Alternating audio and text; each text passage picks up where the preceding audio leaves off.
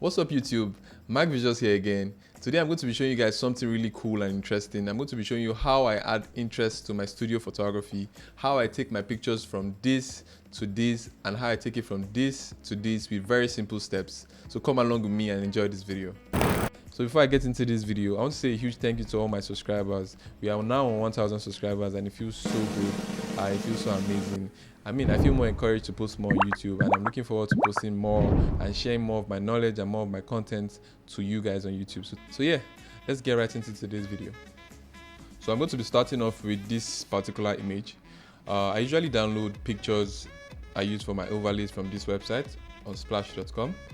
This website was shared to me by Tosin Junaid. I come to this website to download pictures I can use as overlays for my backgrounds, just to basically make them look a little bit more interesting than just having a plain studio backdrop.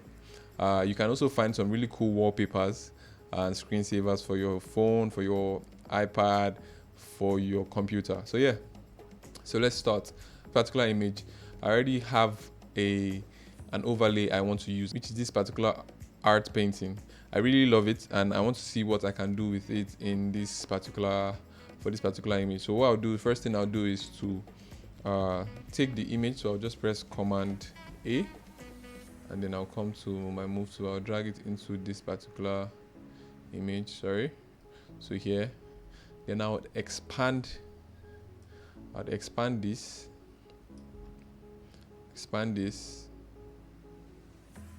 to these points. Then I'll say okay. Then I'll change the blend mode to soft light. Once I do that, then I'll come to any of my selection tools. I'll click here and then I'll select subject.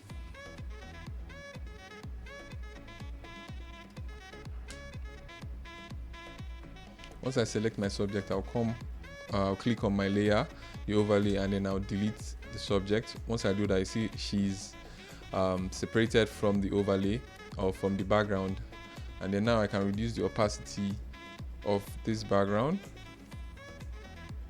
like this, and then I can then clean this out, because if you look down here you'll notice that we have some things here. So what I can do is I'll just zoom into my image from here, and then I'll just... You can visit our digital store to shop our color presets, our courses, and so much more. I'll just take this off. Same thing as here, this point. I'll just take it off as well. Remember, you have to be on this layer when you are deleting. So the next thing I want to do is to add this same backdrop we have right here to the lower part of the backdrop, what is on the floor. So how are we going to do that? The first thing we're going to do is go and bring in the same overlay into our image. Once we bring it in like this, we are going to expand it really well this time. Once we expand, then same thing, we're going to come to perspective and then send it all the way down, all the way down, all the way down, all the way down. Well, basically what we're trying to do is to have it look like it is, change the perspective to make it look like it is tilted to the floor. That's basically what we are trying to achieve with this. Okay, then I'll leave it like this. Then I'll press Command T again to open up transform, and then I'll just expand this till I can see that it has filled up everywhere. Once that is done, same thing, I'll come and change the blend mode to soft light. Once I do change the blend mode to soft light, I'll come, then I'll select my subject one more time. Select subject. Once that is done, I'll go to the layer, delete my subject, erase, so that I can have my subject looking cleaned out from there. Then the next thing I'll do is to come back to the first layer, hold Command while I'm making my selection. You see it selects our subject and the lower part. Then all I'll do is delete from the top part. Once I do that, we have a clean selection. and then you have your image looking this way. What else? You can decide to put them in a group. So this is opacity here is on 100. We can bring it down to 66 or 65 as well. Then we can put them in a group. You can decide to do whatever you want. You can decide to maybe make it black and white.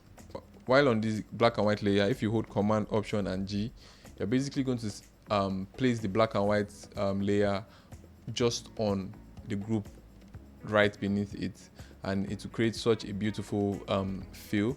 Second thing I can do is to decide to maybe just make it a little bit darker. I can decide to maybe do the same thing with exposure, and then drop the exposure and do the same thing, command, Option, and G as well, and then we have our exposure way down below.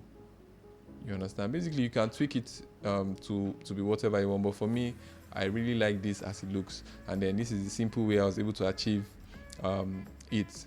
So yeah, let's go to the second image. The second image is simple, quite similar. We're going to do something maybe a bit different. When I posted the image on Instagram, I'm just going to show you how I was able to create that with the image I posted on Instagram. So the first thing I'm going to do is to this time I'm going to import the background for it. So I'll just bring that in. So this is it. I downloaded this image off Pinterest. I'm just going to drag it in.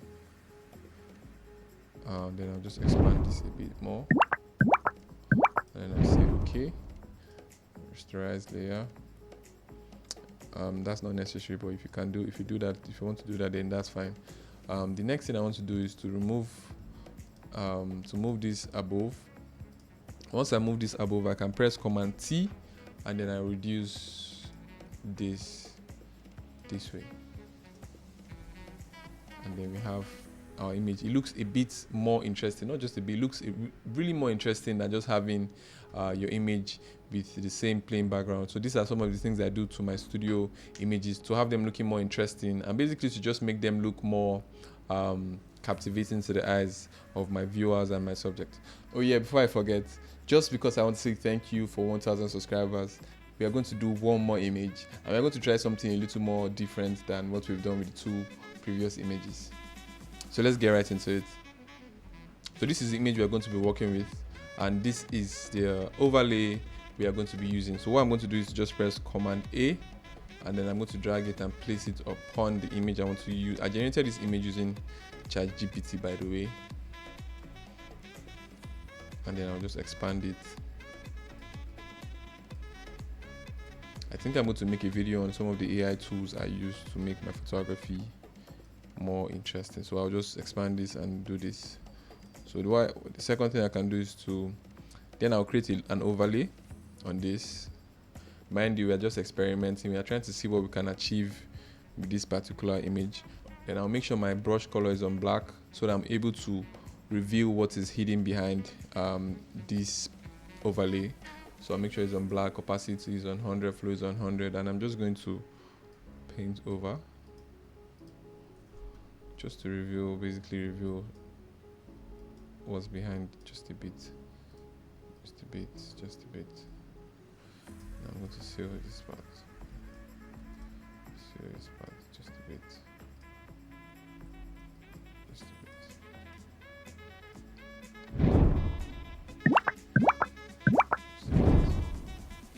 Then we're just going to create a gradient, a radial gradient. Make sure that I put it on reverse, create a new layer, and then open this up just like this, just because I want to draw the attention of my viewer to my subject, and then I'll just do this, and then yeah, I can add this to a group. Then you can see before and after. It just makes it look a bit more interesting than what it was before. If I want to go a step further, I can decide to start using prompts to generate more things around it. But yeah, this is just basically a short tutorial to show you how you can use overlays in Photoshop, and how basically you can make your studio work look a little more interesting than what it is. So thank you so much for watching, and I'll see you guys in the next video.